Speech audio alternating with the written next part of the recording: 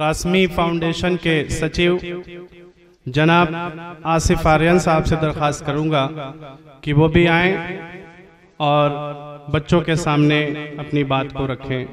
बहुत शुक्रिया अजवत भाई कि आपने मौका दिया अपने इस प्रोग्राम में खूबसूरत मदरसे में मुझे अपनी बात रखने का। सबसे पहले आप सभी को 26 जनवरी की गणतंत्र दिवस की बहुत बहुत बधाई और मुबारकबाद।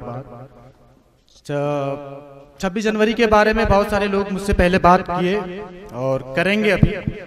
मैं चाहता था कि छोटे छोटे बच्चे हैं और मदरसा कहीं ना कहीं हम लोगों के साथ में हम लोग मिलके चला रहे हैं। एक सचिव होने के नाते मदरसे का मैं कुछ बातें बच्चों से करना चाहूँगा एजुकेशन पे, क्योंकि बातें अभी आज़ादी पे, गणतंत्र दिवस पे, इस तरह की बहुत सारी बातें होती रहेंगी। इतना बता दूं 26 जनवरी के बारे में कि देश हमारा भले 1947 में आज़ाद हुआ, लेकिन जो देश में कानून लागू हुआ जिसकी आज धज्जियां भी उड़ाई जाती हैं, अफसोस भी होता है और हंसी भी आती है कभी कभी। वो कानून जिसकी आज धज्जियां उड़ाई जाती हैं, फॉलो करने के नाम पे अनफॉलो किया जाता है, वो कानून दरअसल 1950 में 26 जनवरी को लागू किया गया था पूरी तरीके से, जिसको आज याद के रूप में हर साल एक राष्ट्रीय पर्व के तौर पे मनाया जाता है। मैं यहीं से ये बात 26 जनवरी की खत्म करते हुए एजुकेशन की बात करूंगा बच्चों से। बच्चों के लिए खास तौर से हमें थोड़ा सा सीरियस होना पड़ेगा। आज देश के 50% से ज्यादा लोग देहातों में रहते हैं और 50% से ही ज्यादा एजुकेशन की कमी भी है। देश के कुछ लोग हैं जो स्कूल चला रहे हैं, हॉस्पिटल चला रहे हैं और इसको कौम परस्ती से या तो फिर समाज सेवा से जोड़ देते हैं, जबकि आपको यह भी पता होगा कि आज के टाइम पे सबसे इज्जतदार धंधा और सबसे मुनाफा वाला धंधा अगर कोई बना है तो स्कूल हो गया। सीधे सीधे शिक्षा का व्यापारीकरण कर दिया गया और उसको ऊपर से मजाक ये बनाया गया कि इसको कौम परस्ती और समाज सेवा से जोड़ दिया गया। इतने सारे स्कूल खुलने के बाद जौनपुर खुद इल्म का एक केंद्र सेंटर रहा है। उस जौनपुर में खड़े होकर के, उस जौनपुर का एक नागरिक होने के नाते उस जौनपुर में खड़े होकर ये बात बोलने में बड़ी शर्म भी महसूस होती है। आप यहां से जौनपुर शहर से निकलिए और शाहगंज तक जाइए, आपको मेरा ख्याल है कि कुछ नहीं तो 20-25 कॉलेज, 4-5 डिग्री कॉलेज और स्कूलों की भरमार पड़ी है। लेकिन जितने स्कूल हैं, जितने कॉलेज हैं, जितने मदरसे हैं, उतने आधार पे जब आप जमीनी लेवल पे जाते हो तो शिक्षा का जो स्तर है वो उतना आपको नहीं मिलता है। वजह यही है समाज सेवा खुद को बताते हुए बहुत बुरी तरीके से स्कूल खुलते गए, कॉलेज खुलते गए, लेकिन इतने महंगे किए गए कि जो देश की जो 64% गरीब आबादी है, देहातों में रहने वाली आबादी है, वो आज भी सिर्फ पैसों के अभाव में, पैसों की किल्लत की वजह से अपने बच्चों को चाहते हुए भी स्कूल नहीं भेज पा रहे हैं। जबकि कितना भी बुरा पेरेंट्स हो, कितने भी जाहिल माँ बाप हो, गरीब माँ बाप हो, वो कभी नहीं चाहते कि उनके बच्चे जाहिल रहे, पढ़े ना।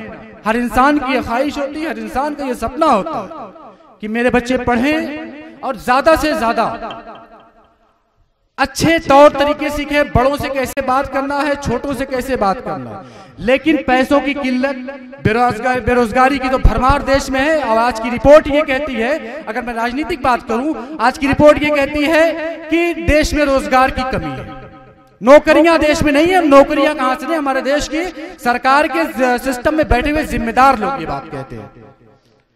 तब कहीं ना कहीं 26 जनवरी, 15 अगस्त, इस तरह के जो राष्ट्रीय पर्व है हम मनाते हैं। जब आप लोग हमें मिलते हैं तो हमें लगता है कि हम आजादी का जश्न मनाएं, गणतंत्र दिवस पे कानून संविधान लागू होने का हम जश्न मनाएं, मुबारकबाद दें, खुशी अपनी जाहिर करें। लेकिन वहीं देश के 70 सालों के बाद, आजाद होने के बाद भी देश को वो चीजें नहीं मिली जो चीजें आज हमें मिलनी चाहिए। सबसे बड़ा दुर्भाग्य इस देश का ये रहा है कि आज इतने 70 सालों के बाद, देश आजाद होने के बाद भी हमारे देश के जो सिस्टम रहे, जो सरकारें रही, बहुत कुछ दिया हमें, हम नाशुक्रे नहीं है, बहुत कुछ हमें दिया, लेकिन शुद्ध पानी आज तक हमें भारत सरकार, जो चाहे पूर्व की रही हो चाहे वर्तमान की हो, नहीं दे पाई। यहाँ पे लड़ाइयां जो होती हैं वो रोजगार पे नहीं होती हैं, एजुकेशन पे नहीं होती हैं, किसी भी तरीके से मूल मुद्दों पे नहीं होती। यहाँ की लड़ाइयां हिंदू मुस्लिम, दलित ब्राह्मण मुस्लिम, फला फला फला फला। और यही वजह रही है कि आज भी हम बहुत बड़ा देश होने के बाद भी बहुत बड़े बेरोजगार देश वाला देश भी है, बहुत सबसे ज्यादा भ्रष्टाचार वाला देश भी है। एक्चुअली बात वहीं आगे खत्म होती है कि आपको आतंकवाद खत्म करना है, आपको सबसे पहले अपने बच्चों को शिक्षित बनाना पड़ेगा। बच्चे कोई भी हो, सारे पेरेंट्स की भी जिम्मेदारी। इन बच्चे इधर बच्चे बैठे हैं, इन बच्चों के पेरेंट्स अगर बैठे हैं, उनसे भी कहता हूं, यहाँ के जो गांव के जिम्मेदारान लोग हैं, काश्मीर फाउंडेशन का जनरल सेक्रेटरी होने के नाते आप सबसे एक गुजारिश के तौर पर यह बात कह सकता हूं कि आप अगर आप नहीं पढ़ सके हो तो कम से कम वो सपना, आपका जो सपना था नहीं पूरा कर सके हो आप किसी भी तरीके से, किसी भी वजह से, तो आप अपने बच्चों के जरिए अपने उस सपने को पूरा कर सकते हो। इससे पहले भी प्रोग्राम हुआ, अशफाकुल्लाह शहीद अशफाकुल्लाह खान साहब के जन्मदिन पे हमने प्रोग्राम किया था, मैंने भी वहां ये बात कही थी, आज भी ये बात कह रहा हूं। लड़का हो या लड़की हो, सबसे पहले लड़का लड़की का भेद खत्म करके आपको दोनों को बराबर की नजर से देखते हुए दोनों को एजुकेशन में ज्यादा से ज्यादा हिस्सा लेने की कोशिश करें। और ये मदरसा, मैंने अभी कहा था कि शिक्षा का, तालीम का व्यापारीकरण किया गया, बिजनेस बना दिया गया। एक गरीब आदमी पढ़ नहीं सकता है, 5 तक 6 तक 8 तक पढ़ने के बाद कहीं ना कहीं अपने उनके माँ बाप को बच्चों के भविष्य को लेकर चिंता होने लगती है। यार पढ़ा लेंगे, नौकरी कहाँ मिलेगी, पहले पढ़ाओ लाखों रुपया खर्च करके, उसके बाद फिर नौकरी पाने के लिए जो खर्चा करना है वो अलग है, बच्चों को बाहर भेजना है, बड़ी यूनिवर्सिटी में डालना वो अलग है। यूनिवर्सिटी के नाम पे आपको नौकरी मिलती है, 100 बच्चे जाते हैं ऑडिशन के लिए, 2 बच्चे पास होने हैं। हर हाल में सरकार पैसे ले रही है किसी भी तरीके से, लेकिन जो नौकरियां जितनी चाहिए, जो तादाद है देश की, हमारे देश में सबसे ज्यादा नौजवानों वाला देश हमारा भारत और सबसे ज्यादा बेरोजगारों वाला देश हमारा भारत। हमें गर्व होता है कि हमारा बहुत बड़ा रकबा है, लेकिन हमें यह गर्व नहीं होता कि हमारा देश बहुत बड़ा है, इस बात का गर्व है, लेकिन सबसे ज्यादा नौजवानों वाला देश है और सक्षम नौजवानों वाला देश है। इस बात पे गर्व करते हुए कहीं ना कहीं संकोच मन में पैदा होता है। बच्चा आगे की, चाहे वो लाइन में बैठा हो चाहे पीछे की सबसे लाइन में बैठा हो, हम ये आंक लेते हैं ना कि ये बच्चा आगे बैठा ये बड़ा तेज होगा, एक्चुअली वो पीछे बैठा होगा बच्चा इससे भी तेज हो सकता है, लेकिन कहीं ना कहीं वो हीन भावना का शिकार है। और ये इस हीन भावना के शिकार में हमारी खुद की गलती होती है। हम बच्चों को हमेशा बोलते हैं कि तुमको फर्स्ट आना है, अगर वो बताए कि हम पास हुए हैं, ठीक है पास हुए हो, फर्स्ट आए नहीं, सेकंड आए हैं, ठीक है। सवाल यह है कि हम बच्चों के मन में ज्यादा से ज्यादा कोशिश यही करते हैं, तुम फर्स्ट आओ बाकी सब बेकार हैं, तुम फर्स्ट आओ, तुम फर्स्ट आओ, यही बच्चा, जबकि हमको ये सिखाना चाहिए कि तुम फर्स्ट आओ ठीक है, लेकिन सबको एक दूसरे का सम्मान करो, एक दूसरे का सपोर्ट करो, एक दूसरे की मदद करो। ये चीजें वहां से जन्म लेती हैं जब आप अपने बच्चों को ये बताएं कि बेटा अच्छे इंसान भी बनना है, सबको बराबर की मदद करनी है, सबको समान देखना। लेकिन जब अपने बच्चे को आप ये बताते हो कि आप तुम फर्स्ट ही आओ, तो लड़के को भी लगता है यार अगर फर्स्ट नहीं आए तो कुछ नहीं हुआ। यही चीज होती है कि उसे अपने आप को सबसे ज्यादा आगे खींचने की कोशिश करती है और भूल जाता है दूसरे लोगों को पीछे ढकेलने के चक्कर में।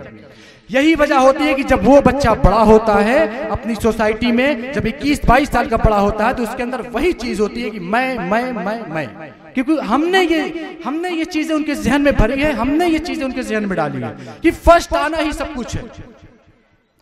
वो इस चक्कर में भूल जाता है कि हमें दूसरों की मदद भी करनी है, अच्छे काम भी करने हैं, लोगों को इंप्रेस भी करना अच्छे कामों से। इस तरह की सारी चीजों को पेरेंट्स जो यहाँ पे हैं उनसे भी मैं कह रहा हूँ, गुजारिश कर रहा हूँ, और जो बच्चे यहाँ पे उनसे भी कह रहा हूँ कि हर बच्चे में एक खासियत होती है, कुछ कमियां होती हैं, हर बड़े इंसान में भी एक कमियां होती हैं कुछ, और कुछ खासियत होती है। तो उनकी खासियत को पहचान कर उनकी खासियत को आप बढ़ावा दो, और उनकी कमियों पे आप तनकीद करने से पहले, उनकी कमियों पे आप किसी भी तरह से उनको टार्चर करने से पहले अपनी कमियों को दूर करो और उनकी खासियत को आप प्राथमिकता दो। तब तो बच्चों में जागरूकता आएगी कि वो बड़ा होकर के पूरे समाज को एक नजर से देखेगा, उसको सिर्फ मैं नहीं दिखाई देगा। बहुत शुक्रिया इतना सारा वक्त देने के लिए अजवत भाई, और भी मेहमान उनको बोलना है। बहुत शुक्रिया, बहुत बहुत शुक्रिया आसिफ आर्यन साहब।